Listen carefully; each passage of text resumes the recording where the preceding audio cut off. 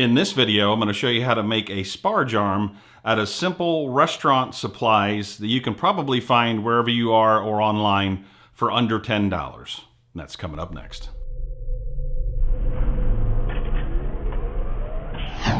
How's it going? My name's Brian. I'd like to welcome you to another video. If this is your first time here and you'd like to learn more about electric brewing, see how-to videos just like this one and all sorts of other home brewing related stuff, consider subscribing. And if you do, don't forget to click the bell so you won't miss a video when it comes out. I'm in the process of building a brew in a bag system, and one of the things that I'm going to need for that is a sparge arm. I looked at several options out there. There's a couple of small there's a plastic one that you can get from Morebeer.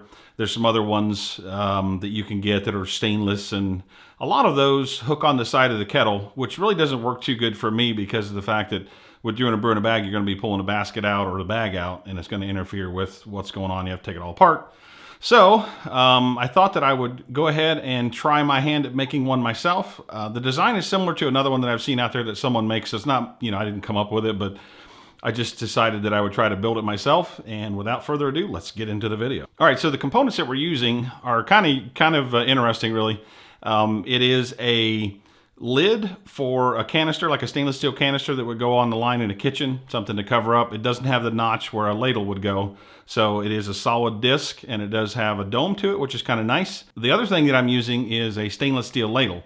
And that ladle, I'm just using it as brackets, basically, but they're very cheap if you get them at the restaurant supply store. I looked at them on Amazon, and they're pretty expensive. But if you have a restaurant supply store near you, then you can leverage that. And, I found these parts in a discount area, and the ladle itself was $2.99, and the cover was 99 cents.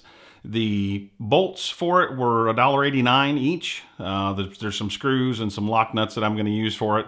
So this thing is under $10, really under about $8 if you look at everything totaled up. So initially I made a design where the arms were a little bit closer to the center point, and it didn't work out quite as well as I had liked. And when I tested it, the spray was not quite as big of a pattern as I'd like. It had a big chunk missing out of two sides, it was in a triangle pattern, and I didn't really like it a lot. So went back to the drawing board and decided to come up with version 2.0. So the first thing that I did for the second version was I took a piece of cardboard and just cut a strip out so that I could mimic the stainless steel that I was going to be using from the ladle.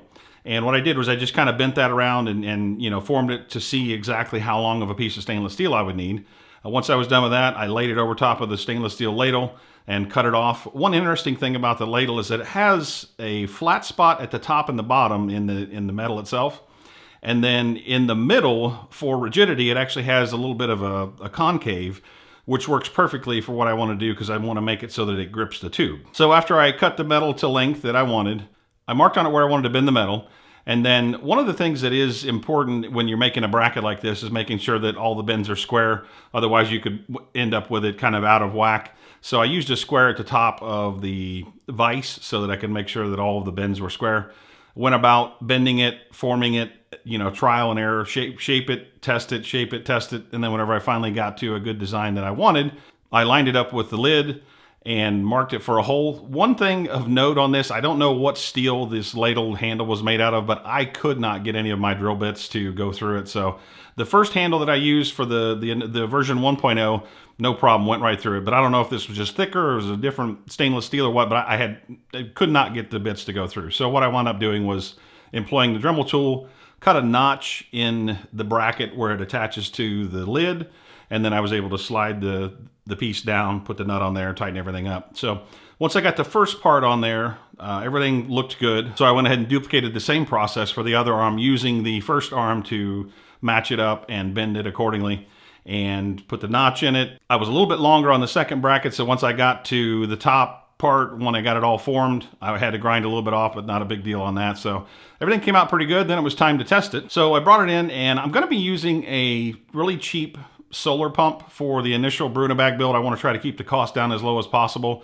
I don't know how long it's going to last, but I wanted to try out this Sparge Assembly with that. So what I did was basically just hooked it up to my kettle. The way that the top of the sparge arm is designed, it actually comes up and has a little bit of a grip on the hose. And I just got a small 2-inch piece of stainless steel tubing from Bobby at Brew Hardware, stuck that up inside of the hose, and then I can actually attach the sparge arm to it. and then just let it hang down. The nice thing about that is it's not permanently affixed, so whenever I'm done doing my mash, I can just take the arm off, take the hose out, and then put the lid back on the kettle and allow it to come up to boil temperature. As you can see from the video, it has a really nice drip pattern. I certainly don't think there'll be any issues with channeling grain on it at all. It also doesn't have too wide of a spray, so I'm not going to be worrying about it going and channeling down the sides of the basket either. So pretty much exactly what I wanted. And, you know, I'm really happy with the way that it came out. I hope that this inspired you to look at some things a little bit differently. I always, when I'm going around somewhere, I look for things to build things out of. So it's a lot of fun. This hobby is great. That way you can build your own stuff if you want to. And I really enjoy doing that. So question for you, what have you taken that is not purposed for brewing and converted it to brewing, and what did you do? And leave a comment down below. I'd love to hear what some people's other stories are.